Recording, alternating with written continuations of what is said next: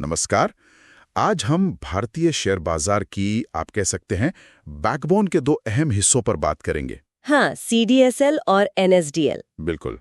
हमारे पास एक गाइड है जो इनकी पूरी जानकारी देता है, तो हम उसी के आधार पर समझेंगे कि भाई ये हैं क्या और कैसे काम करते हैं। ठीक है। देखिए, आसान भाषा में अगर समझें तो जैसे बैंक हमारे पैसे संभालते हैं ना, वैसे ही ये डिपॉजिटरीज हमारे शेयर्स, बॉन्ड्स, म्यूचुअल फंड्स, मतलब जो भी सिक्योरिटीज हैं, उन्हें इलेक्ट्रॉनिक फॉर्म में यानी डीमैट रूप में सुरक्षित रखती हैं। एकदम सही।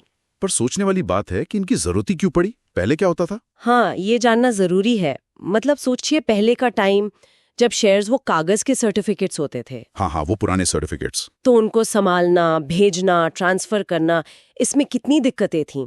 चोरी होने का डर, गुम जाने का डर, नकली सर्टिफिकेट्स का खतरा। और ट्रांसफर में टाइम भी बहुत लगता होगा। अरे, महीनों लग जाते थे। तो CDSL और NSDL ने आकर इस पूरे सिस्टम को आप कहिए बदल ही दिया। सब कुछ डिजिटल हो गया। अच्छा। इससे लेन देन एकदम फास्ट, सिक्योर, ट्रांसपेरेंट और सबसे बड़ी बात पेपरलेस हो गया। मतलब काफी बड़ा बदलाव था ये। बिल्कुल, भारतीय बाजार के लिए एक मील का पत्थर था ये। तो ये सिर्फ डिजिटल लॉकर जैसे हैं जहां शेयर्स रखे हैं, या इनका रोल कुछ और भी है? नहीं, इनका काम इससे कहीं ज्यादा बड़ा है। ये सिर्फ रखते नहीं है। ये जो डिपॉजिटरी पार्टिसिपेंट्स होते हैं, मतलब DPs, जैसे हमारे ब्रोकर्स ज़ीरोधा, ग्रो वगैरह। हाँ बिल्कुल, जैसे Zerodha, grow, angel one, ICICI direct, ये सब इनके जरिए ही निवेशकों के डीमैट खाते खुलते हैं और मैनेज होते हैं। ओके। फिर जब भी कोई शेयर खरीदता है या बेचता है, उसका पूरा रिकॉर्ड रखना, सौदे के बाद ओनरशिप ट्रांसफर करना, मालिक कौन है ये अपडेट करना। एग्जैक्टली, और निवेशकों को उनकी होल्डिंग्स का स्टेटमेंट भेजना, ये सब इनकी जिम्मेदारी है। और जो कंपनियों से डिविडेंड, बोनस शेयर वगैरह मिलते हैं, उनका क्या? हाँ, वो भी। जितने भी कॉर्पोरेट एक्शंस होते हैं, जैसे डिविडेंड मिलना, बोनस शेयर इशू होना या स्टॉक स्प्लिट होना, ये सब सही तरीके से निवेशकों के डीमैट अकाउंट में क्रेडिट हो जाए, ये देखना भी इन्हीं का काम है। अच्छा, तो काम तो दोनों का काफी मिलता जुलता लग रहा है, CDSL और NSDL का। पर इनमें कुछ बेसिक फर्क भी है ना? गाइड में लिखा था कि NSDL पहले आया 1996 में। हाँ, NSDL पुराना है, 1996 में बना और इसे mainly national stock exchange NSE ने प्रमोट किया था। और CDSL उसके बाद 1999 में आया और उसे बॉम्बे स्टॉक एक्सचेंज यानी BSE का सपोर्ट था। और मार्केट शेयर में भी शायद कुछ फर्क है। हाँ, आजकल के हिसाब से देखें तो CDSL का मार्केट शेयर थोड़ा ज्यादा है, करीब 55 से 60%। ओह, ज्यादा है। हाँ, जबकि NSDL का लगभग 40-45% के आसपास है। इसका एक कारण शायद ये भी है कि जो नए डिस्काउंट ब्रोकर्स आए हैं ना, हाँ, ग्रो अप स्टॉक्स जैसे, बिल्कुल, उनमें से ज्यादातर CDSL यूज करते हैं और आजकल रिटेल निवेशक इनके पास काफी ज्यादा आ रहे हैं। ये इंटरेस्टिंग पॉइंट है। अच्छा, तो क्या निवेशक खुद चुन सकता है कि उसे CDSL के साथ जाना है या NSDL के साथ? नहीं, निवेशक सीधे नहीं चुनता।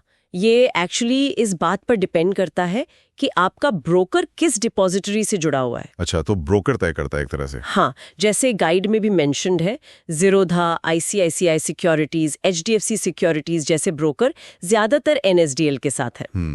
वहीं ग्रो, अपस्टॉक्स, एंजल वन जैसे कई डिस्काउंट ब्रोकर्स CDSL इस्तेमाल करते हैं। और इनके डीमैट अकाउंट नंबर में भी फर्क होता है शायद? हाँ, वो भी 16 डिजिट का नंबर होता है। NSDL वाला IN से शुरू होता है, जैसे IN 30 और फिर बाकी नंबर्स। CDSL वाला सीधे नंबरों से शुरू होता है, जैसे 120 से। ओके। अपनी होल्डिंग्स वगैरह देखने के लिए क्या तरीका है? मतलब कैसे ट्रैक रख सकते हैं? दोनों ने ही इसके लिए ऑनलाइन पोर्टल्स और मोबाइल ऐप्स दिए हुए हैं। अच्छा। और CDSL के लिए इजी या इजीएस्ट नाम के पोर्टल है और माई CDSL ऐप भी है। और NSDL के लिए आइडियाज पोर्टल है और NSDL स्पीडे ऐप है। इन पर लॉगिन करके निवेशक अपनी सारी होल्डिंग्स वगैरह देख सकते हैं। चलिए, अब सबसे जरूरी सवाल पर आते हैं। सुरक्षा, सेफ्टी कितनी है? मान लीजिए खुदा न खास्ता किसी का ब्रोकर डूब गया या बंद हो गया। हाँ, ये चिंता बिल्कुल जायज है। तो निवेशक के शेयर्स का क्या होगा? वो सुरक्षित हैं? हाँ, ये सिस्टम काफी मजबूत और सुरक्षित बनाया गया है।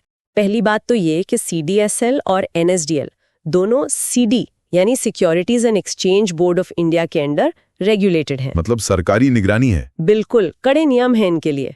दूसरी बात, ये बहुत हाई लेवल की सिक्योरिटी यूज करते हैं, जैसे बैंक करते हैं ना, एन्क्रिप्शन वगैरह। हाँ, वैसा ही। और डेटा लॉस न हो इसके लिए रेगुलर बैकअप भी रखते हैं। ठीक है, लेकिन वो ब्रोकर वाली बात, अगर ब्रोकर फेल हो गया तो? देखिए, अगर ब्रोकर किसी वजह से फेल भी हो जाता है तब भी निवेशक की सिक्योरिटीज पूरी तरह से सुरक्षित रहती हैं। वो कैसे? क्योंकि वो सिक्योरिटीज ब्रोकर के पास नहीं होती। अच्छा। वो सीधे डिपॉजिटरी के पास डीमैट फॉर्म में होती हैं। अच्छा। मतलब ब्रोकर बस एक इंटरमीडियरी है। एग्जैक्टली। तो अगर ब्रोकर को कुछ होता भी है, आपकी होल्डिंग्स CDSL या NSDL के पास सेफ है, आप उन्हें एक्सेस कर सकते हैं।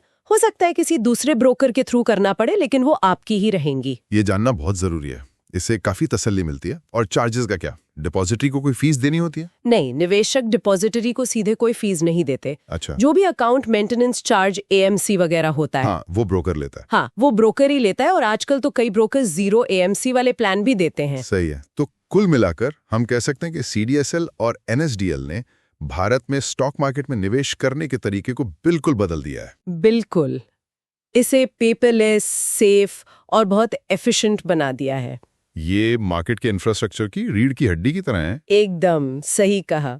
जैसे बैंकिंग सिस्टम के लिए बैंक्स जरूरी हैं, वैसे ही स्टॉक मार्केट के लिए ये डिपॉजिटरीज।